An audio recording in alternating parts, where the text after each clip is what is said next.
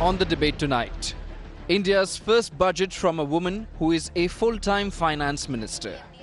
Nirmala Sitharaman has set her target high. A $3 trillion economy by this year end and hitting Prime Minister Modi's $5 trillion economy target on schedule by 2024. But the big question is, does her budget address issues like unemployment, water crisis and farm crisis? The Indian economy will grow to become a $3 trillion economy in the current year itself. The budget laid special emphasis on connectivity and transport with a big push given to metro constructions, highways and waterways. It is therefore proposed to use public-private partnership to unleash faster development and completion of tracks, rolling stock manufacturing and also delivery of passenger freight services. Another big push comes for small industries in the promise of quick loans to the MSME sector and labour reforms. For ease of access to credit for MSMEs, Government has introduced providing of loans up to 1 crore rupees for MSMEs within 59 minutes through a dedicated online portal. While Nirmala Sitharaman acknowledged the ongoing water crisis, there was little mention of a plan to tackle it. The Finance Minister, however, spoke of the centre's plan to ensure tap water reaches every household. Har Ghar Jal. Har Ghar Jal. To all rural households by 2024. The budget had no big bang announcement for farmers either. However, the centre has said that it will fulfill the promises it had made. Mirror now asks, will Budget 2019 be successful in reviving our economy? Let's debate.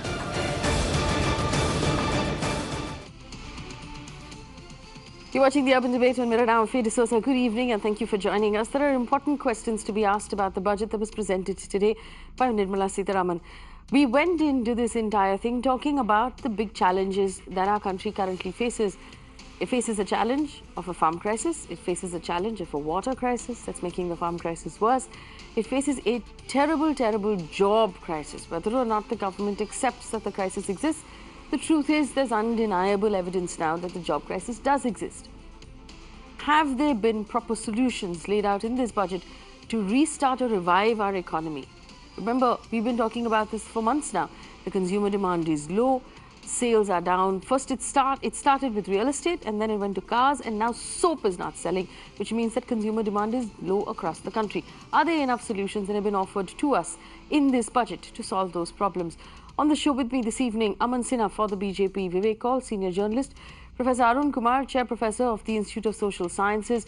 We also have one of my favorite economists. We have Jayati Ghosh join us. She's a Professor of Economics at JNU. We'll also have Santosh Mehrotra and Mohan Guruswamy join us through the course of the conversation, as will Yogindra Yadav. Jayati is with us. Ms. Ghosh, good evening and thank you for joining us.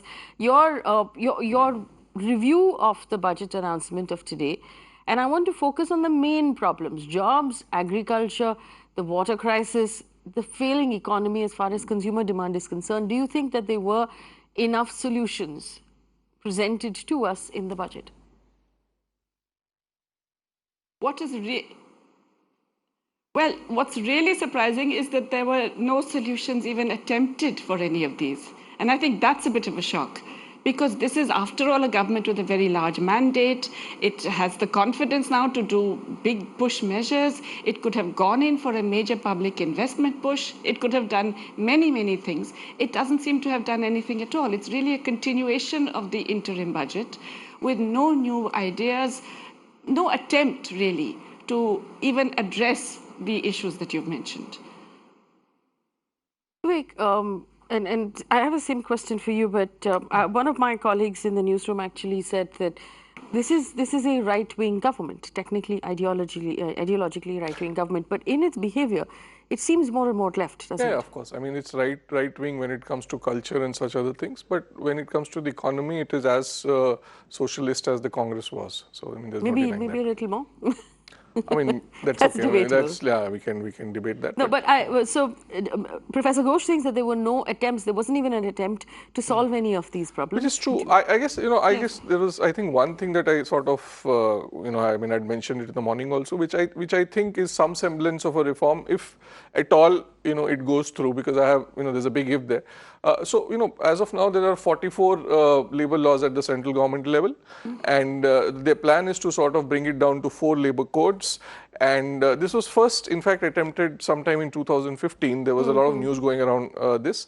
But ultimately, it never happened because, there was great pressure from the labor unions. Yes. So, if this sort of, if this labor code comes through, I guess that would be some semblance of economic reform. So. Right, and that would basically encourage business, because business would be At some level, yes, because see, what happens is in India, there are 44 labor laws at the central government level, and there are around 150 to 200. No one really knows as to how many labor laws exist at the state government level. Yes. So at any point of time, as an entrepreneur, you may not even know that you're breaking some labor law. Okay. So that is not a very good situation if you want to sort of promote manufacturing in the country. I mean, the laws have to be simple. I mean, I would have loved it even more if there was a sort of a, like there is a lower rate of tax for companies which have a turnover of up to 400 crore. If there was some sort of, there are simplification and the fact that, the smaller companies have simpler labor laws to follow. I mean, they don't need to follow the entire gamut that is out there. So.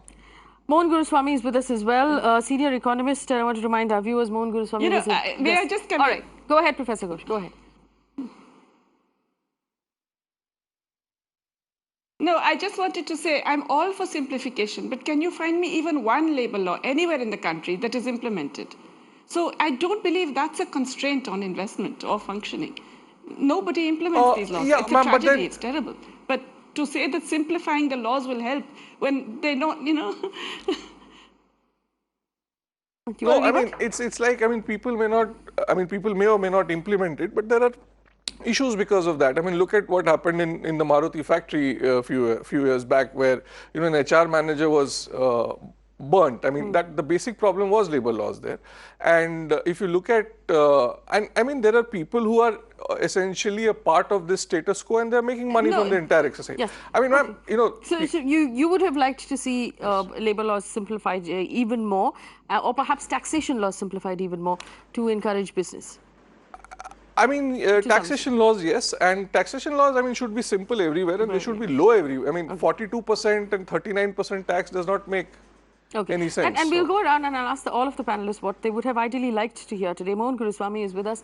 Mr. Guruswamy used to be the advisor to Mr. Sinha when he was finance minister. Mr. Guruswamy, were you disappointed with today's budget announcement? Do you believe that, while there is talk about, growing the market or growing the economy to a certain size, there's no talk about where the money is going to come from or where the investment is going to come from or how we're going to get private companies and foreign companies to invest in India. Would you have liked more details in that area? Absolutely, but I noticed after I appeared in the afternoon session that they have a provision to plan to borrow more money from abroad, maybe by issue of sovereign bonds, and that is to supplement for the capital they are not able to generate within the country. But I don't see the kind of money they need coming from anywhere else. And why would a foreign company want to invest in India when it's so difficult to do business and so difficult to get out of business? I've run factories twice, and your biggest problem when you have a large labor force is that you can't get productivity out of them. There's a lot of indiscipline. You can't get workers out.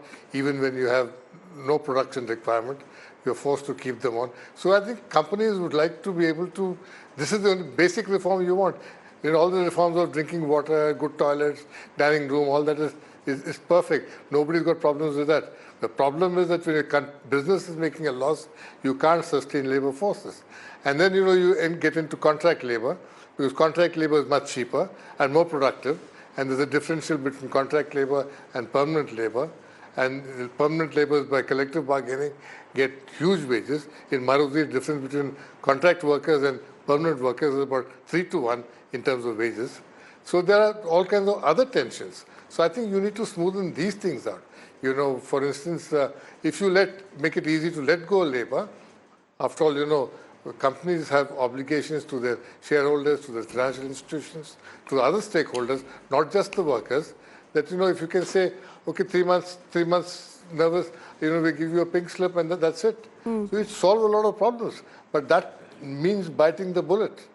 And that is how it works all over the world. Even in China, the last socialist country in the world, that's how it works. Yeah. So can you do that in India? We haven't even begun to contemplate that. Because, you know, companies don't have an obligation to employ workers for a lifetime. We keep talking about Japan. Even Japan doesn't do it anymore.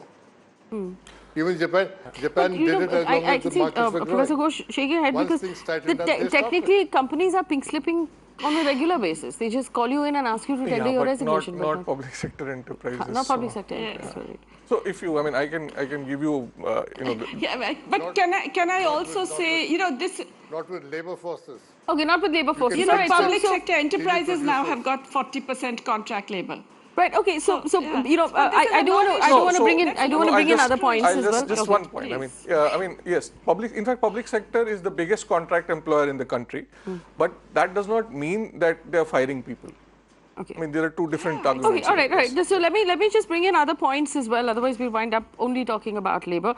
We have Professor Mehrotra join us as well. Professor Arun Kumar is with us. Yeah. Professor Santosh Mehrotra, the target for the fiscal deficit. Now, for our audience, the deficit is the difference between what the government has earned in taxes and what they plan to spend. Now, all governments are in a deficit, but we governments like to be in a comfort level of that deficit or set themselves a target. The target has been set for 3.3%, which is far lower than the 3.4% announced in the interim budget in February. Do you believe the target is achievable? Do you believe the target is ambitious? Professor Mehrotra.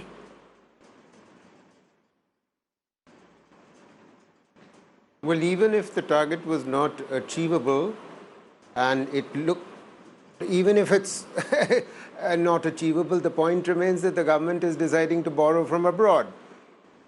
I'm sorry, I'm getting an echo. It's very difficult to sort of speak when you are getting an echo right back into it. So we'll fix that. You should move to another question. Okay, yeah. All right. So we'll fix that and we'll come back to you. Professor Kumar, your review of the budget that was announced today? Yeah, so you know, the budget is the account of the government's expenditure and the revenues. It is not really about labor reform or financial sector reform. You know, those can be policy announcements, but those are really not the crux of the budget.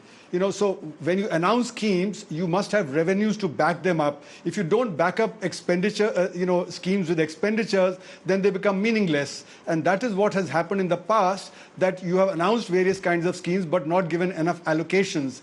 You know, and that is why last year, what happened was that the revenues were short by 1.6 lakh crores, and therefore you cut back expenditures by 1.6 lakh crores, and therefore many of the things didn't get achieved. And secondly, when you cut back expenditures, then it leads to a slowdown in the economy, because the private sector investment has been slack. It hasn't really been growing. So the growth has been dependent on the public expenditures and so on.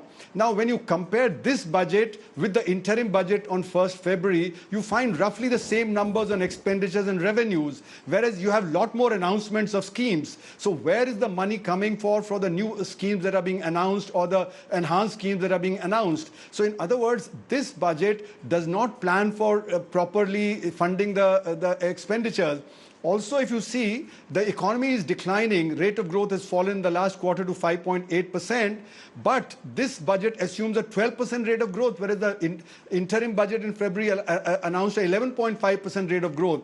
So this is also contradictory in a sense. And therefore, I suspect that revenues will be short. When revenues are short, to achieve the 3.3% fiscal deficit target, expenditures will be cut, especially in essential areas like education, health, and drinking water, and so on and so forth, which are considered to be soft areas. So I have a problem with the budget's mathematics, because its arithmetic is not right, and we can have a long-term vision. But the point is, how do we achieve an 8% rate of growth from 5.8% by having long long-term schemes. We need to immediately pump up the economy by increasing expenditures. If we don't do that and we depend only on the structural aspects, then that will kick in much later. Whereas if you increase expenditures now, that'll kick in demand immediately and will lead to a rise in the rate of growth. And when the rate of growth rises, then the investment will also revive. Because when demand rises, then capacity utilization rises and then investment rises. If demand does not rise and capacity underutilization continues, then investment will not rise, even if you give tax cuts and other incentives, of various kinds. So I think this budget, at a macro level, does not add up to what is being promised. Okay, so I want to allow Aman Sinha of the BJP to respond to that. Mr. Sinha, a couple of questions that have been raised. First of all, there have been announcements made without clarity of where the money is going to come from, like the 100 lakh crore rupees, for example, and other announcements where we don't have clarity on where the money will come from and how the government is going to provide for that. Apart from that, there's no clarity on government spending to restart or to boost the economy. Do you want to respond to that, please? No, Faye, first of all, let me say that this is a budget for new India of the 21st century. This is a budget which lays foundation for a modern and developed economy. This is a budget which provides impetus to investments, to economic growth, to economic development, which would lead to welfare of all sections of people in India, whether they are farmer, women, youth, from rural or urban background. So this is a budget which encapsulates something for everybody. It envisages India, which is going to become a 5 trillion economy in coming years. And this government has already delivered on that faith. We were 11th biggest economy when we took over in 2014. Today, India is on verge of becoming the 5th biggest economy. Now, please do not interrupt. Whosoever is speaking, I heard you very patiently. Please have enough patience and courage to listen to others also. Now, today we are on verge of overtaking our colonial rulers, Britain, and becoming the 5th biggest economy. Our economy, our GDP has grown by an astonishing 50% in past 5 years, Faye. Therefore, what has been achieved in 65 years, Narendra Modi ji has delivered in 5 years. And therefore, the real test lies in the actions, and this is what government has delivered. Not only that, in the budget speech itself, Finance Minister Mrs. Nirmala Sitharaman ji has stated very clearly and unequivocally that we will become a $3 trillion economy this year itself. In terms of purchasing power parity, we are already the 3rd biggest economy of the world. And therefore, there is a blueprint which has been laid out for India becoming a 5 trillion economy, a modern and a developed economy. And let me say that people like Professor Arun Kumar, who have been spelling doom for the Indian economy ever since Prime Minister Narendra Modi took over in 2014, and Indian economy has been growing from strength to strength. We have been the fastest growing economy for each and every 5 years, despite the global headwinds. And nobody finds an iota of, semblance of expressing that, yes, this has to be acknowledged that we are the fastest growing economy. And the allocations, Faye, in each and every sector, where if my friends would have just cared to go through the budgetary allocations given in the annexures, they are high virtually in each and every sectors. In fact, in some of the sectors, Faye, they are 3 times higher than what UPA government provided for. So therefore, I do not have anything to say to perennial pessimists. They can keep lying in pessimism, but our Indian nation, Indian people are extremely optimistic, aspirational, and they know that this is a foundation for modern developed economy which has been laid, and this is a budget for new India, which is an emerging global superpower in all respects. Okay. Are you done? All right, cool. So I just want to point out one thing, that there are 3 professors and 1 senior economist and 1 senior journalist on the panel. And I can vouch for all of them that the professors and the economists in general have criticized every government that has come and gone and have made everybody uncomfortable. So I do believe that that's not specific to any one government per se. I'm sorry. But I am only stating that there are some people, Professor Arun Kumar, when GST was introduced, he was spelling doom. He was there in my panel. I do not wish to make any personal accusations. In fact, I said that I have nothing to say to perennial pessimists. But I am saying results speak for themselves, and Indian economy has been the fastest growing economy. All right. Mr. Sinha, we heard you out. Now, let me bring in rebuttals. Vivek first. By a monumental 50%. Yes, and Vivek. I think people need to stand up and acknowledge that. Okay. Okay. You know, the basic problem with all political spokespersons is, and this is across, I mean, I'm not making a personal comment here, is they do not understand the power of compounding. Now, 50% over 5 years, you know, or 6 years is a compounded annual growth. 6 or 7. 6 or 7 years is a compounded annual rate of 7 to 8%. Yes. No big deal. Similarly, with the $5 trillion target, it's a compounded annual growth rate in nominal terms of 12%. So, which is 7% real growth plus 5% inflation. So, you know, coming up with these big numbers is fairly easy. The second point I wanted to make is this obsession that we have in India of overtaking, you know, now we have overtaken France and now we'll overtake Britain. So this has been happening from time immemorial. I mean, if you go back to 2009, we were the 11th largest economy. We overtook Spain and we became the 10th largest economy. Okay, so it's not something that has specifically happened during only the Modi era. The other thing that the most interesting thing here is that, you know, India is a large country. So as we grow little by little, we'll eventually end up overtaking almost all of these countries except China and US. And that is a given, there is no surprise there. But, you know, now that we are ready to overtake France, or we had already overtaken and then France overtook us again, you know, the point that none of the BJP spokespersons seem to be making is that the Indian per capita income is 5% of the French per capita income. And per capita is what each person you need has. To look at. Each individual yes, has, citizen you don't need to, I mean, obviously, you know, France having a population which is 1/20th of our population is as big or bigger than our economy. So that is the point here, not that we've become bigger than France. I mean, eventually we will become bigger than everyone else in the world because of the population that we have. So. Okay, I want to give Professor Kumar an opportunity to respond. Professor Kumar, go ahead. Yeah, you know, well, we may be called the prophets of doom or whatever, but I think we are depending on data. And the data suggests that the Indian economy is slowing down. The rate of growth about 8 quarters back was 8%. It has come down to 5.8%. And when we point that out, it does not mean we are prophets of doom. We are only saying that there are causes for why this is happening. Similarly, in GST, the revenue collection was short last year by about 80,000 crores. And that led to cutback in the budgetary expenditures. Now, pointing that out is not being prophet of doom. Similarly, you know, when we say that it's the unorganized sector that has been hit unambiguously, and therefore the rate of growth has come down, and therefore the demand in the economy has come down, and employment has come down. That's not being a prophet of doom. That's only suggesting that this is what the data is saying, that the unemployment situation is rather grim, the rate of growth is declining, and if we want to achieve a 12% rate of growth in nominal terms, and our rate of growth is declining and has declined to 5.8%, then an average rate of growth of 12% would require that in the 5th year, we should be growing at something like about 16 or 17%, which is very unlikely. Therefore, in a sense, I think we are only pointing to what the problems are in what is being said. And we are giving an analysis of that. And here, let me also say, when we say $5 trillion economy, then it almost implies that we are talking in real terms, not in nominal terms. And if $5 trillion is to be achieved in real terms, then the situation is going to be even more grim.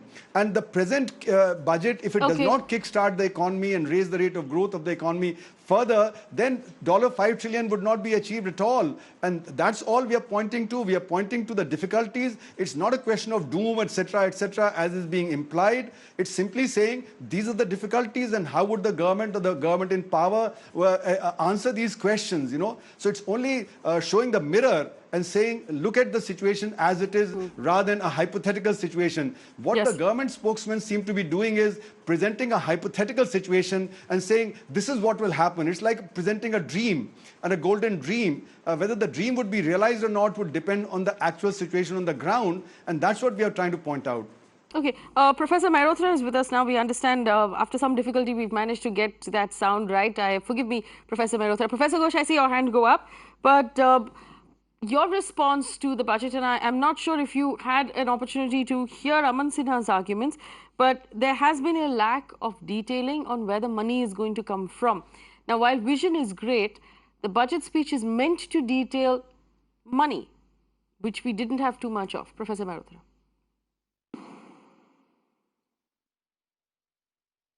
You're right.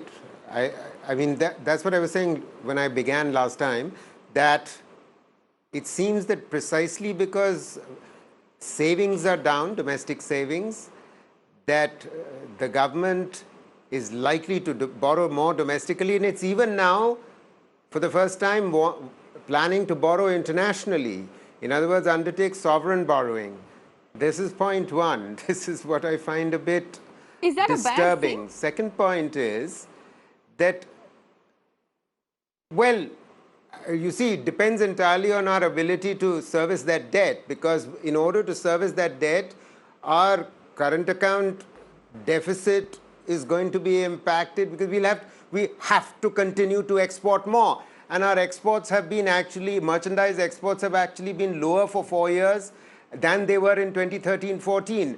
No, but let me come back to where the money is going to come from, because if our big concern, all your panelists have been saying our growth rate is down, and we have to get our growth rate much higher up if we are going to become a 5 trillion economy, then the economic survey as well as the budget seems to be suggesting that if we get higher foreign direct investment, then that will trigger a new virtuous cycle. Now, this is really putting the cart before the horse. It's not entirely clear to any economist why FDI is going to come in, foreign savings are going to come in and invest in our country when our own private investment, domestic investment is not growing. So, I mean, someone needs to square this circle for us as to how this growth rate is going to happen. Is it going to happen only on the strength of public investment? Well, on public investment, what this budget has told us, that the capital investment is actually down to 2.3% of GDP as opposed to 2.4% of GDP in the last year. So in other words, public investment, capital investment is actually down, estimated 1%. To come down this year. So, really there are issues here. Well, and Jayati Ghosh wanted to come in, and now we're going to have to ask my panelists to keep their answers slightly shorter so we can give everybody an opportunity to jump in when you want to. Professor Ghosh, Aman Sinha is listening to the conversation, although we can't get him on the line right now. But go ahead. You had a rebuttal to what he said. Yes.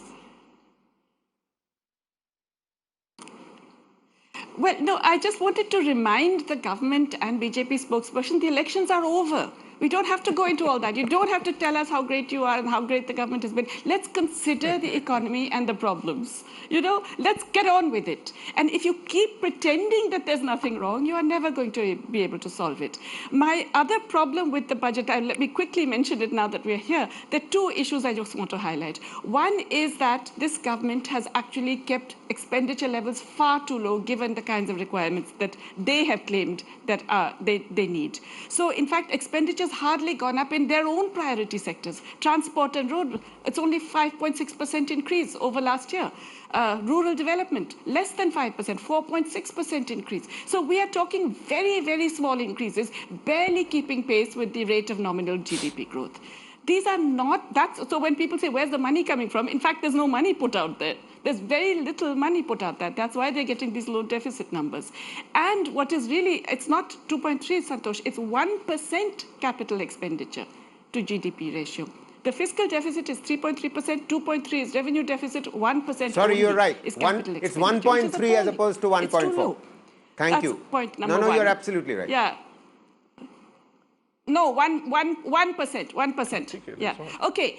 Second, just short point I just want to make, Faye. Something that has not been noticed previously. This is a very centralizing government in terms of tax revenues. It is putting more and more of the revenue collection on cesses and surcharges, which it doesn't have to share with the state governments. It is shortchanging the state governments. It is going against fiscal federalism. I counted at least 16% of tax revenues this time, possibly more, going to the central kitty without having to be shared by the states, because it's all coming as surcharges and as cesses. This is a deeply anti-federal practice, and I think it's really shortchanging the states, but nobody is pointing this out. Well, that's a very interesting point because just to explain to our audience, so what happens is when the government charges a central excise duty or GST, it has to share a portion of that back with the states. So the state gets that income along with the state taxes as well. But if it's a surcharge or a cess, like it's been added on petrol and diesel today, that doesn't have to be shared with the state. That can go straight into the government kitty. So Professor was pointing out that the quantum of taxes in that surcharge and cess category has actually gone up, which means that there will be less sharing that's happening with the state. Mr. Guruswamy, do you want to respond to Aman Sinha? Aman Sinha can hear you now, to the comments he was making. Yes, go ahead, please.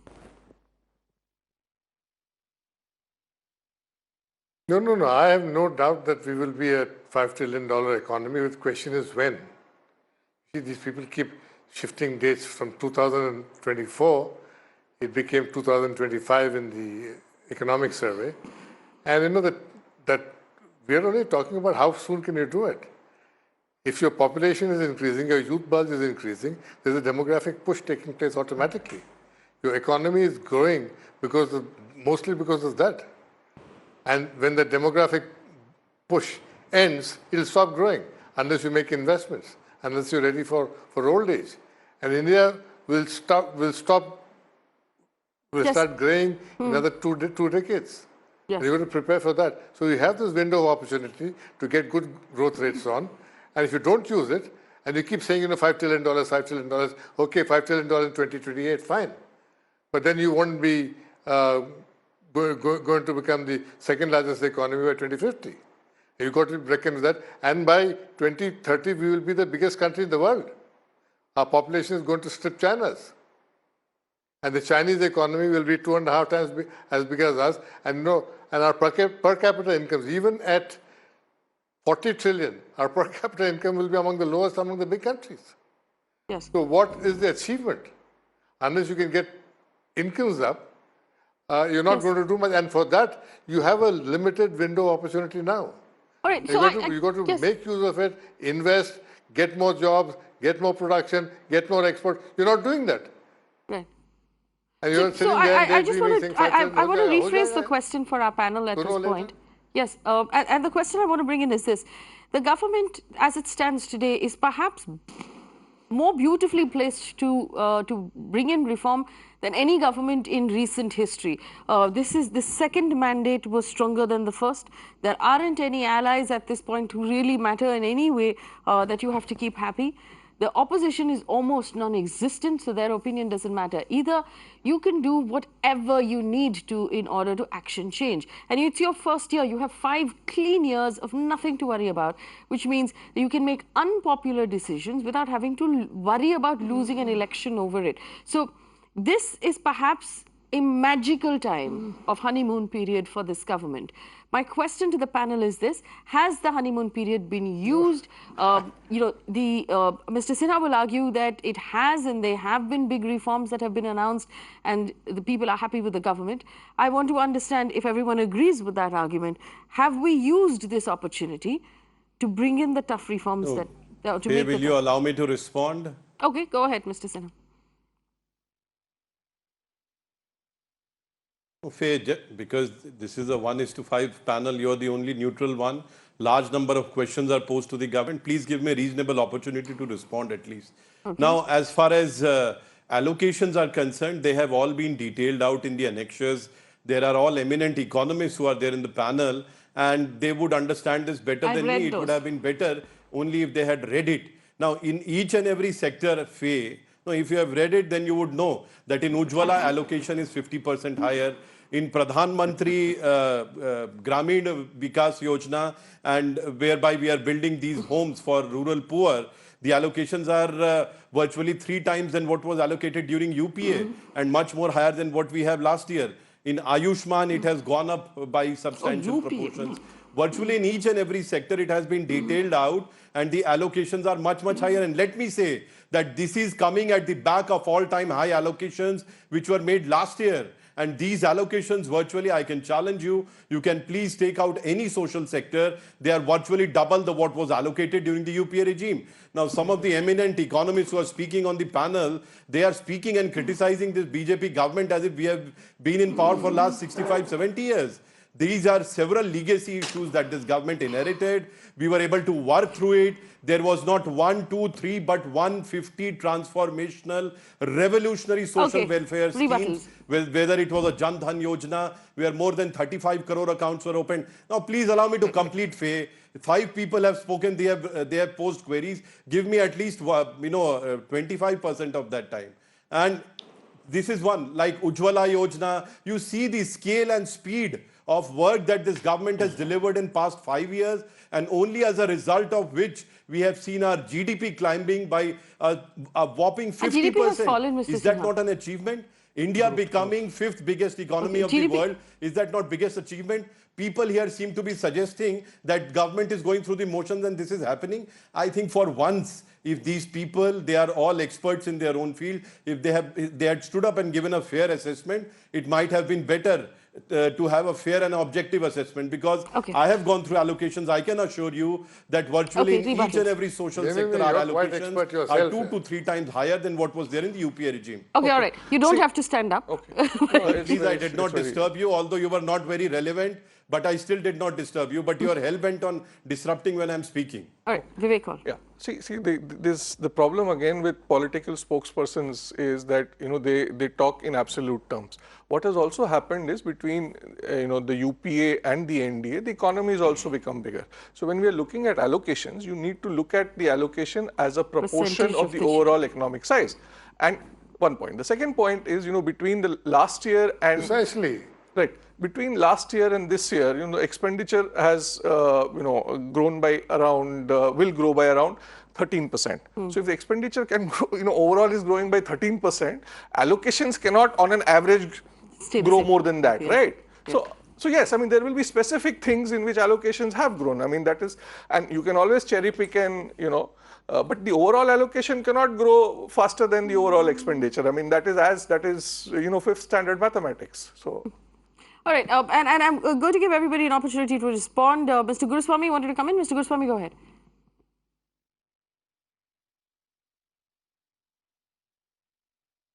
No, I think, if they continue to live in dream world, they will leave the country where it is right now, with one half moving, one half not moving. You've got about 600 people outside the organized economy, and, with small land holdings, the average land holding size is 0.6 acres now, and most of the dense poverty is in the dryland, rain-fed areas. You're not attending to them. You're talking to them about zero budgeting farming. How are you going to do zero budgeting farming when your entire you need jobs to supplement your farm income? 66% of farmers are subsistence farmers, which means they need a job outside, and the food they produce is just enough for themselves. So you don't go to talk to them about zero budgeting. You talk to them about how many jobs can you give them. There's no provision of that in this budget. There's no discussion of that. So I think I'm really worried about the realization of what the problem is. If they can't appreciate what the problem is, I don't think they're fit to find solution. And I don't see the Manmohan Singh government doing it. Hey, may I respond? My complaint against them was also the same. And my complaint against this government is also the same. Yeah, please respond. Oh, just one second. Jayati Ghosh had raised her hand and I hadn't given her an opportunity to come in. Professor Ghosh will come in and then Mr. Sinha can respond if he wants to. No. Go ahead. No, listen, it's very simple. This is not really, I mean, what I'm trying to say is this. The size of the problem demands big, bold measures. This is a government that could have done it. It hasn't done it. Allocations, even in the priority sectors of the government, have not gone up as they should or as is required given the scale of the problem. Secondly, even in the pet projects, Ayushman Bharat is not there in the budget. I went through the expenditure budget, the ministry budgets and so on. You find the Pradhan Mantri Rashtra Swasthya Bima Yojana there at 3,500, increasing to 6,500 crores approximately. In other words, tiny, tiny increases. These are your flagship schemes you're not spending on. Allocation for NREGA, less than what was spent last year. Your rural development total budget going up by less than 5% in nominal terms. We are talking very, very unambitious expenditure plans. With unambitious expenditure plans, you don't get ambitious goals. Mr. Sinha?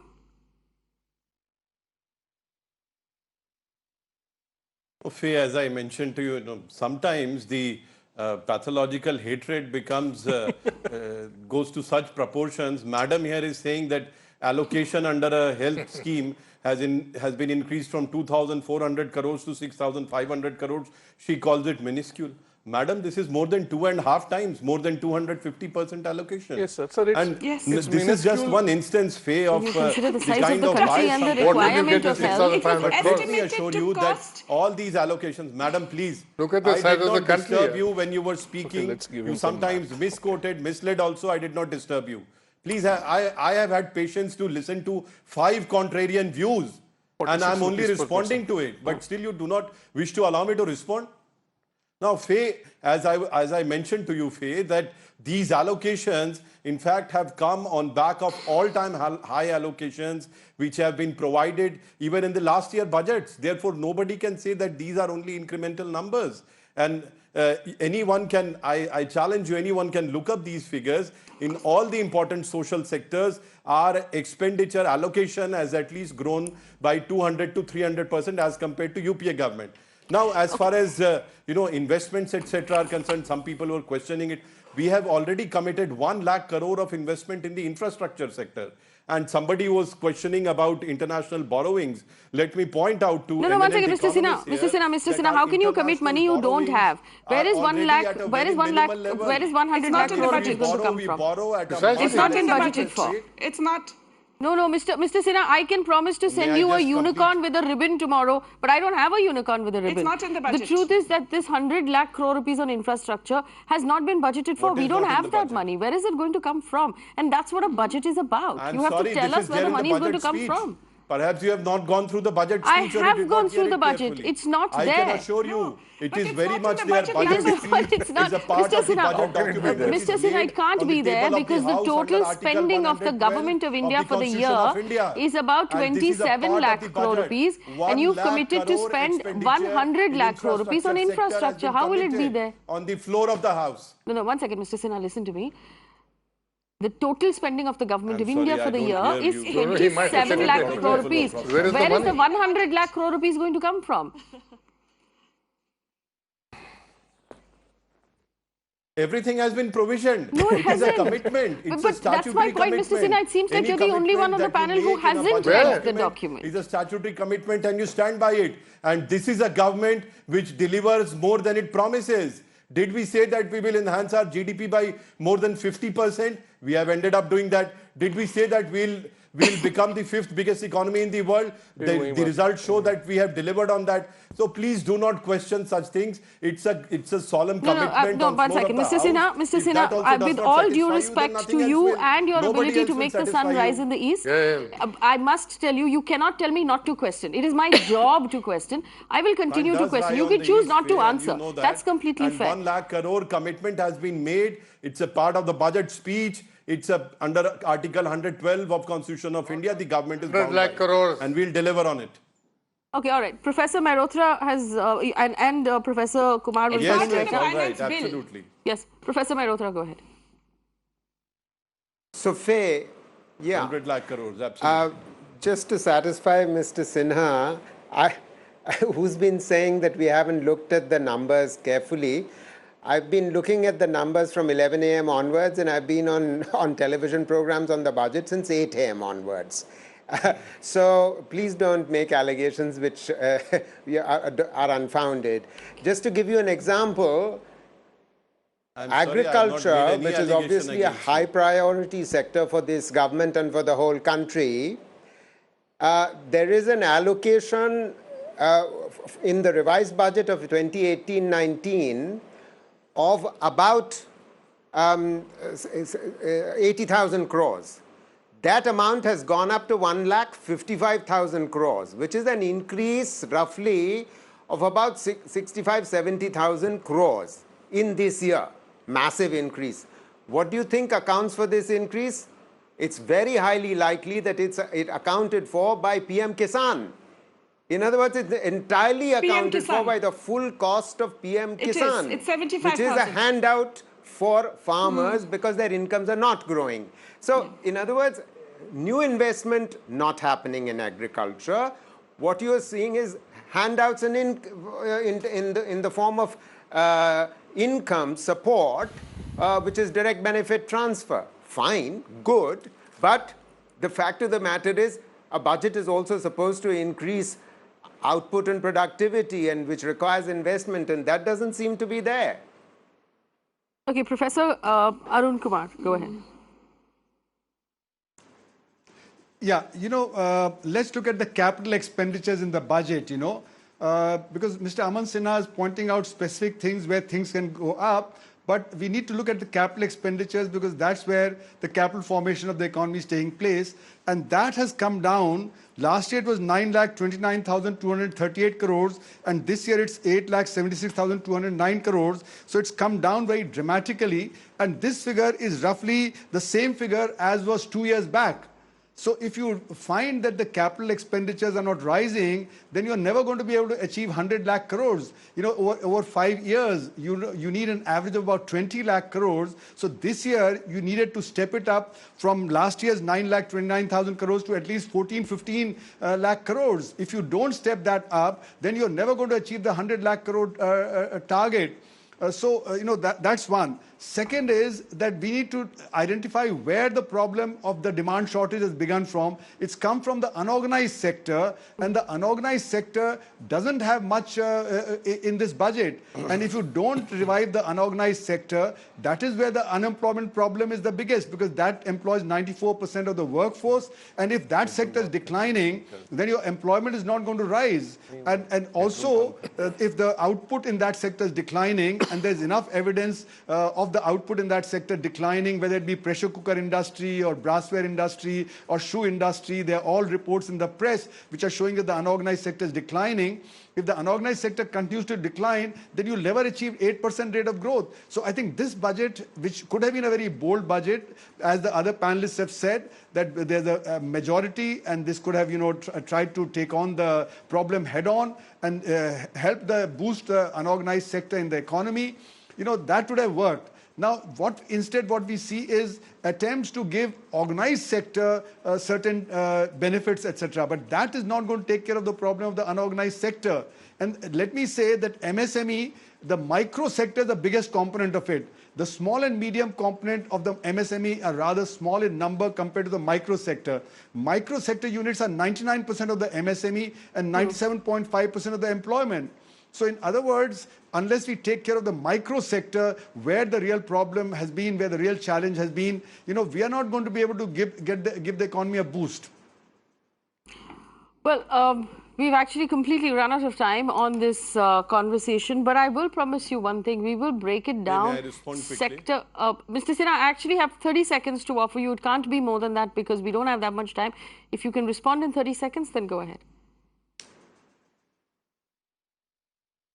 Absolutely, Faye. I don't wish to dwell into details, but all that I wish to say is that this government has already delivered on whatever it had promised, and therefore whatever promise that we make in any annual financial statement, which you call the budget, we are committed to it and we will deliver on it. And let me say that this is yet again, let me reiterate that this is a budget for new India of 21st century. This clearly lays the foundation of a modern and developed India. And you will see the results coming through. From this year itself, we are going to be a 3 trillion economy. And in coming years, we are going to be a 5 trillion economy. Well, I must point out, with due respect to Mr. Sinha and all of the other BJP spokespersons who have been on the channel so far, same thing over and over again, about 25 times today. We will break this down even further. We'll go sector by sector, allocation by allocation, health, education, defense. We're going to look at agriculture, job creation, water, and environment. These are the sectors that we focus on here on this channel. We'll look at it over the course of the next couple of weeks, piece by piece, to find out exactly what's hidden in the numbers and where the growth is going to come from. For now, thanks for watching and good night.